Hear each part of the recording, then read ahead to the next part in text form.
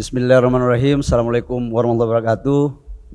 Shalom, salam sejahtera, Om Swastiastu, Namo Buddhaya, salam kebajikan. Yang saya hormati Pak Wamenku baru balik, abang saya, Pak Gubernur Jawa Tengah, Bang Ganjar, teman-teman semua yang saya hormati, yang mohon maaf saya tidak sebutkan satu persatu. Kata data ini ingat saya waktu masih aktivis. Ketika dalam slogan aktivis itu dibilang begini, hanya kepada Tuhan kita percaya, manusia butuh data. Karena kalau manusia tanpa data itu berarti tukang olah jalan terus. Baik Bapak Ibu semua, saya diperintahkan oleh panitia untuk berbicara tentang bagaimana prospek regulasi, realisasi investasi, kendala-kendala investasi, dan apa saja yang telah dilakukan oleh pemerintah dalam konteks untuk bagaimana mencapai target 2.000 triliun lebih. Sedikit saya mundur ke belakang, sekalipun teman-teman sudah tahu bahwa pertumbuhan ekonomi global sampai dengan sekarang belum terlalu menggembirakan, di mana isu Brexit di Eropa masih juga belum usai. Kita lihat pertumbuhan ekonomi di Eropa tidak lebih dari 2%. Dari total areal Eropa itu cuma Belanda yang agak sedikit bagus. Kemudian di Amerika Latin juga kita lihat dinamika politik yang begitu tinggi. Terakhir di persoalan Bolivia, Evo Morales. Kemudian kita lihat juga terjadi perang dagang China dan Amerika yang kita pikir udah berakhir kemarin, ternyata baru di atas kertas, tapi dalamnya juga belum clear. Ditambah lagi dengan wabah virus corona dari China. Kemudian Timur Tengah antara Iran dan Amerika, juga ini juga persoalan bisnis. Teman-teman semua, saya juga ingin menyampaikan bahwa pertumbuhan ekonomi global pada 2019 terjadi koreksi menjadi 3 kali, menjadi 3,0 dan di tahun 2020 3,4 sekian. Kemudian bagaimana pertumbuhan ekonomi negara-negara yang maju juga tidak lebih dari 3%, begitupun negara-negara berkembang. Indonesia menargetkan kurang lebih sekitar 5,3 sampai 5,5, tapi dari semua survei mengatakan bahwa di atas 5%. Nah, bagaimana kemudian persoalan bangsa kita? Teman-teman, saya ingin mengatakan begini, dulu ketika saya masih jadi pengusaha, masih di HIPMI, Pak Presiden selalu mengatakan begini, kenapa Indonesia tidak bisa memanfaatkan peluang di saat terjadi perang dagang antara Amerika sama China? Yang paling mendapat manfaatnya paling banyak itulah Vietnam. Setelah itu saya mengecek apa sesungguhnya terjadi. Kalau di Vietnam orang mau investasi itu cukup datang ke BKPM. BKPM-nya Vietnam lah, semacam begitu. Persoalan tanah, persoalan izin, clear satu tempat. BKPM Vietnam itu dia memulai dan dia mengakhiri. Kalau BKPM Indonesia, dia yang memulai tidak tahu kapan mengakhiri. Ini fakta ya, sebagai mantan pengusaha kan harus ngomong apa adanya. Itu. Tapi Bang Ganjar mengatakan untuk saya bahwa sudah masuk di ASN harus ngomongnya agak sedikit dipoles. Ya mungkin inilah polesan saya yang paling halus versi Papua gitu. Kalau di Papua ini orangnya belak-belakan aja gitu. Apa yang terjadi? Begitu kami masuk melihat bahwa OSS itu menurut saya jebakan Batman. Dan pasti teman-teman akan mengatakan setuju 100%. Mendapat pertama NIB, nomor induk berusaha. Tapi pertanyaan berikut, apakah sudah bisa dengan NIB itu teman-teman bisa berusaha? Kan tidak. Harus mendapatkan notifikasi kepada seluruh kementerian lembaga yang ada di Republik ini. Dan tawafnya itu belum tentu kapan berakhir. Kalau orang umroh itu cukup 7 kali tawaf. Kalau urus notifikasi di kementerian nggak tahu berapa puluh kali tawaf dan orangnya berganti-ganti terus. Syukur-syukur kalau ada kepastian. Nah, itulah kemudian kenapa sampai para investor itu lebih memilih kepada negara-negara yang ramah akan investasi. Hal yang kedua adalah begitu kami masuk, ada kurang lebih sekitar 708 triliun potensi investasi mangkrak yang tidak bisa tereksekusi. Padahal sudah ada. Maka apa langkah-langkah yang kami lakukan? Teman-teman sebagai mantan pengusaha, pengusaha itu kan butuh kepastian, butuh kemudahan, dan butuh efisiensi. Hanya 3 ini aja. Kalau 3 ini mampu kita lakukan, otomatis profit akan terjadi. Tapi ketika kepastian tidak ada, harapan semu. Ketika waktu yang berjalan terus, cost kita akan terjadi dan merusak suasana kebatinan.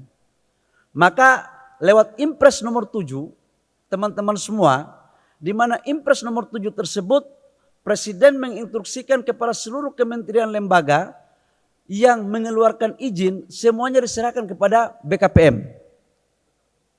Dan BKPM juga mendapat delegasi untuk membuat NSPK.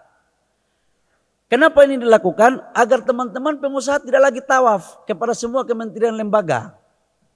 Jadi BKPM yang memulai, BKPM yang mengakhiri. Pasti dengan waktu yang cepat, termasuk insentif fiskal. Jadi tadi Pak Wamenkeu bilang tentang pajak, baru 3 hari lalu kami rapat dengan Menteri Keuangan, untuk tax holiday, semua sudah bisa diputuskan di BKPM. Tax allowance juga sudah begitu. Pajak impor untuk barang modal, clear di BKPM. Jadi kalau teman-teman mulai tanggal 3 Februari sudah bisa kita layani di BKPM. Nah, bagaimana kemudian dengan persoalan investasi? Saya ingin menjelaskan kepada teman-teman bahwa Indonesia sebenarnya salah satu negara tujuan investasi yang menurut saya jauh lebih baik ketimbang Vietnam. Kenapa? Karena potensi kita lebih besar. Kita punya 2 juta kilometer daratan, hampir 3 juta lebih kilometer lautan, punya pesisir pantai kurang lebih sekitar 99.000 dan punya 17.000 pulau lebih, serta punya penduduk yang menuju kepada bonus demografi kurang lebih sekitar 60% pada puncak tahun 2030 dan 2035. Ini tidak dimiliki oleh negara lain dan ini hanya punya kita aja. Tapi kenapa kemudian ini tidak bisa kita lakukan? Sekali lagi bahwa persoalannya adalah bagaimana kita melakukan pembenahan ke dalam. Nah, bagaimana dengan potret ekonomi nasional kita? Teman-teman, realisasi pertumbuhan ekonomi nasional kita pada tahun 2019 5, sekian% dikit aja. Dan lebih banyak kontribusinya adalah sektor konsumsi. Konsumsi itu memberikan kontribusinya 56-60%. Belanja pemerintah itu 14%. Kemudian sektor ekspor tidak lebih dari 16%. Maka apa yang terjadi? Untuk mendorong pertumbuhan ekonomi nasional kita, kuncinya satu, investasi. Investasi masuk akan menciptakan lapangan pekerjaan. Sebab konsumsi itu akan bisa naik apabila ada kepastian pendapatan. Kepastian pendapatan bisa terjadi kalau ada lapangan pekerjaan. Dan lapangan pekerjaan itu terjadi apabila ada investasi. Ini satu siklus yang tidak bisa dipisahkan antara satu dengan yang lain. Kita tahu bahwa defisit neraca perdagangan kita pada tahun 2019 terakhir kemarin kurang lebih sekitar 8,9 billion US dollar. Sekarang udah mulai turun. Nah, ke depan investasi yang kita dorong adalah investasi-investasi yang mampu melahirkan produk substitusi impor dan bisa menghasilkan ekspor. Kalau ini terjadi, maka potret kekuatan ekonomi kita akan lebih baik. Nah, pertanyaan berikut adalah bagaimana tentang potret realisasi investasi yang ada di negara kita. Ketika kami masuk menjadi kepala BKPM pada bulan Oktober akhir, realisasi investasi di BKPM kurang lebih sekitar 601 triliun. Di mana 601 triliun ini PMA-nya kurang lebih sekitar PMA-nya 53%, PMDN-nya 47%. Kami bekerja 3 bulan, target yang dikasih oleh Bappenas kepada BKPM, realisasi investasinya harus 792 triliun. Alhamdulillah berkat kerja keras dari teman-teman BKPM dan seluruh tim, kami mencapai target menjadi 809,6 triliun pada 2019. Surplus kurang lebih sekitar 12, sekian persen. Ini menurut kami pekerjaan yang tidak gampang. Sebab apa? Pada 2019 itu di mana tahun politik. Cebong dan kampret sangat meriah betul di medsos kita. luar biasa sekali. Kalau andaikan ada produk untuk mengalahkan kata data, itu hanya cebong dan kampret. Tidak ada yang bisa mengalahkan itu. Saya begitu masuk pesimis sebenarnya. Tapi begitu saya melihat kinerja dan trust investor dari luar kepada Indonesia yang sedang berubah, itu luar biasa. Kepemimpinan Pak Jokowi yang begitu kuat dan mampu merangkul kompetitornya, ini merupakan sebuah langkah politik yang strategis dalam rangka memberikan sebuah iklim investasi yang positif. Karena itu kita mampu merealisasikan investasi kita di atas target yang ditetapkan oleh Bappenas. Dan mampu kita menciptakan lapangan kerjaan kurang lebih sekitar 1.030.000 lebih pada 2019. Nah, teman-teman, tapi ada juga informasi yang menurut saya kurang menarik dan harus diselesaikan. Ego sektoral birokrasi yang begitu kuat luar biasa.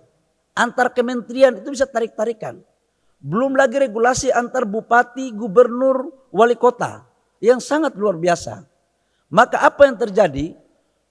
Ketika kami masuk ada 708 triliun yang tadi saya sampaikan potensi investasi existing yang tidak tereksekusi. Kami belajar dan langsung bekerja. Alhamdulillah selama 3 bulan kami dengan tim BKPM menyelesaikan kurang lebih sekitar 186 triliun realisasi investasi dari yang mangkrak tersebut. Dan sekarang utang kami tinggal 500 triliun lebih. Apa aja investasinya? Lote itu kasusnya di Cilegon. Itu kasus tanah yang memang menyelesaikan persoalan investasi mangkrak ini tidak semudah apa yang ada dalam aturan. Ada hantunya ternyata. Jadi kalau di kementerian lembaga itu ego sektoral, ada mafia-mafia tanah, ada hantu-hantu tanah yang kita harus selesaikan, yang itu tidak ada dalam rumusan regulasi. Dan yang bisa menyelesaikan persoalan hantu adalah orang yang pernah belajar hantu atau pernah menjadi hantu. Kalau enggak, ini enggak bisa kita menemukan ini. Saya yakin dan percaya kalau seandainya pejabat negara yang enggak pernah tahu ini agak susah. Ya kebetulan saya punya pengalaman 16 tahun menjadi hantu. Jadi agak sedikit tahulah. Baru mukanya mau begini-begini, kita udah tahu nih, main lagi kau ini kan. Dan biasanya hantu berdasi itu yang susah untuk kita selesaikan. Karena dia punya kewenangan dan dia juga pemain lapangan. Saya menyelesaikan kasus Lotte itu 3 bulan. Itu sengketa antara Krakatau Steel, Chandra Asri, kemudian Pemda Cilegon dan pengusaha-pengusaha lokal.